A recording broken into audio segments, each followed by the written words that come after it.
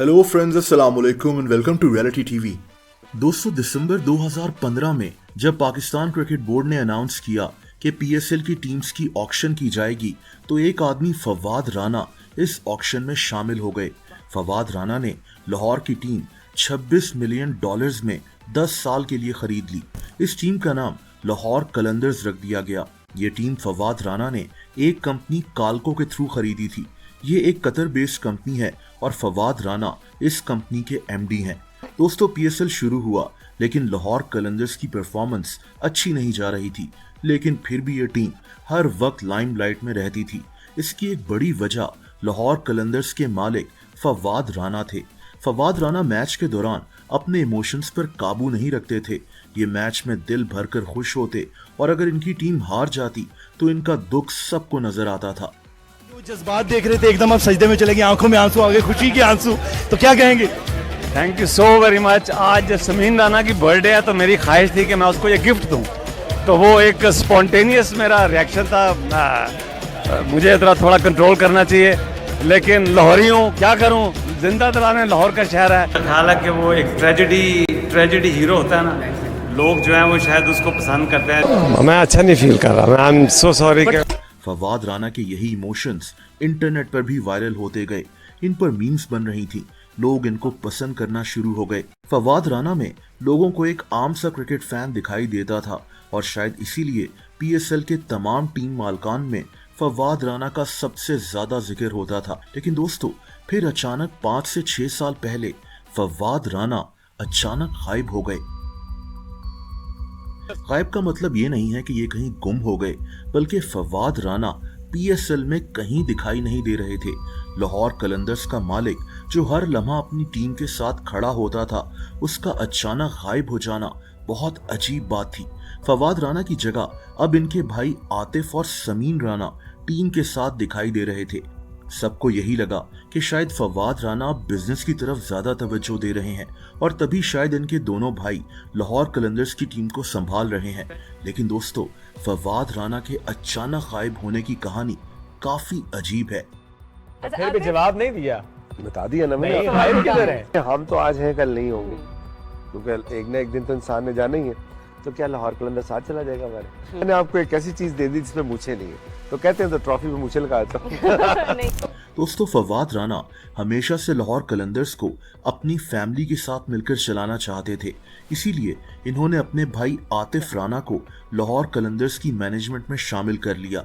इन दोनों ने सोचा कि लाहौर कलंदर्स जो अभी कतर की उस कंपनी काल्को की मलकियत में है, इसको कतर के बजाय पाकिस्तान में ही रजिस्टर करना चाहिए। दोस्तों, इसीलिए जनवरी 2016 में इन्होंने पाकिस्तान में एक रिसोर्स बनाया, कौसर राना रिसोर्स। कौसर इनकी वालदा का नाम है। खैर, इन्होंने इसी रिसोर्स पर लाहौर कलंदर्स की मलकियत शिफ्ट कर दी, यानी अब लाहौर कलंदर्स की मलकियत पाकिस्तान में रजिस्टर हो चुकी थी।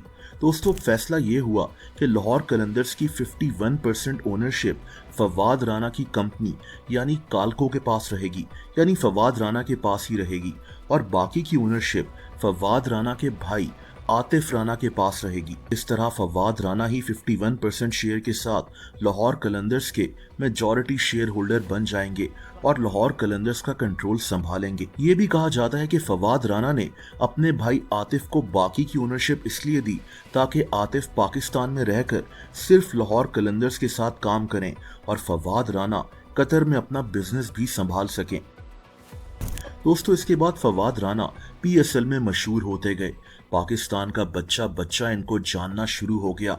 लेकिन यहीं से राना फैमिली के अंदर दरार पैदा होना शुरू हो गई। पहला मसला 2018 में पैदा हुआ, जब फवाद राना यानी इनकी कंपनी काल्को के शेयर्स में से 4% शेयर्स इनके भाई आतिफ राना को ट्रांसफर कर दिए गए। इसका मतलब था कि अब फवाद राना 47% शेयर्स के साथ लाहौर कलंदर्स के मेजॉरिटी शेयर होल्डर नहीं रहे थे। इन 4% शेयर्स को ट्रांसफर करने की कई वजूहात थी, लेकिन इन भाइयों में असल मसला 2020 में शुरू हुआ। दोस्तों 2020 में आतिफ और समीन राना ने अपने भाई फवाद राना से कहा कि ये अपने 47% शेयर्स भी आतिफ राना को ही ट्रांसफर कर दें। असल में इन्होंने फवाद राना को कहा कि इनको कहीं से लाहौर कलंदर्स को बेचने की बड़ी अच्छी ऑफर हुई है, लेकिन ऑफर करने वाले ने एक शर्त रखी है। वो शर्त ये थी कि लाहौर कलंदर्स की सारी ओनरशिप आतिफ राना के पास ही होनी चाहिए। लाहौर कलंदर्स उस वक्त फाइनेंशियली बहुत मुश्किलात में थी और इसी वजह से फैसला हुआ कि लाहौर कलंदर्स को बेच दिया जाए और तभी फवाद राना ने अपने बाकी के शेयर्स भी अपने भाई आतिफ राना को ट्रांसफर कर दिए। दोस्तों ये भी कहा जाता है कि ये कोरोना का दौर था और फवाद राना को कोरोना हो गया था। इनकी सेहत काफी खराब थी। इनको लाहौर कलंदर्स के फाइनेंशियल हालात की भी काफी फिक्र थी और तभी इन्होंने तकरीबन अपने सारे शेयर्स अपने भाई को ट्रांसफर कर दिए और बदले में इनको इन शेयर्स की कोई कीमत भी अदा नहीं की गई। दोस्तों यहीं से फवाद राना को लाहौर कलंदर से बिल्कुल निकाल दिया गया। फिर भी जवाब नहीं दिया। बता दिया ना मैंने। नहीं, हाइब किधर है? हम तो आज हैं कल नहीं होंगे, क्योंकि एक ना एक दिन तो इंसान ने जाना ही है। तो क्या लाहौर कलंदर साथ चला जाएगा हमारे? मैंने आपको एक ऐसी चीज दे दी जिसमें मूछें नहीं है, तो कहते हैं तो ट्रॉफी में मूछें लगा देता हूं। दोस्तों हुआ ये कि 2021 में लाहौर कलंदर्स के 30% शेयर्स बेच दिए गए। फवाद राना को इस बात का भी पता तक नहीं था। लाहौर कलंदर्स में अब आतिफ राना और समीन राना ही नजर आना शुरू हो गए, लेकिन इनके भाई फवाद राना अब बिल्कुल गायब हो चुके थे। So very much. आज समीन राना की बर्थडे है तो मेरी ख्वाहिश थी कि मैं उसको ये गिफ्ट दूं, तो वो एक स्पॉन्टेनियस मेरा रिएक्शन था। दोस्तों फवाद राना ने अपने भाइयों के खिलाफ अदालत में केस कर दिया कि इनके साथ फ्रॉड किया गया है। इन्होंने कहा कि पहले इनके 4% शेयर्स इरेगुलर तरीके से आतिफ राना के नाम पर ट्रांसफर कर दिए गए और ये मेजॉरिटी शेयर होल्डर नहीं रहे, और फिर इनसे 47% शेयर्स भी झूठ बोलकर ट्रांसफर कर लिए गए, क्योंकि उस वक्त कोई भी लाहौर कलंदर्स को खरीदना नहीं चाह रहा था। इन 47% शेयर्स के बदले फवाद राना को कोई रकम भी अदा नहीं की गई थी।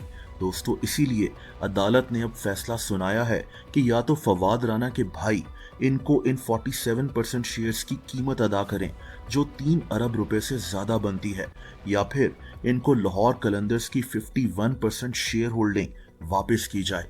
दूसरी तरफ आतिफ राना ने कहा है कि ये इस फैसले के खिलाफ अपील करेंगे और ये अपने भाई फवाद राना के खिलाफ कुछ नहीं कहेंगे। बहरहाल अब आगे क्या होगा ये तो मैं भी नहीं जानता, लेकिन लाहौर कलंदर्स के मालकान यानी राना फैमिली में कैसी दरार पैदा हुई थी, ये थी उसकी सारी कहानी।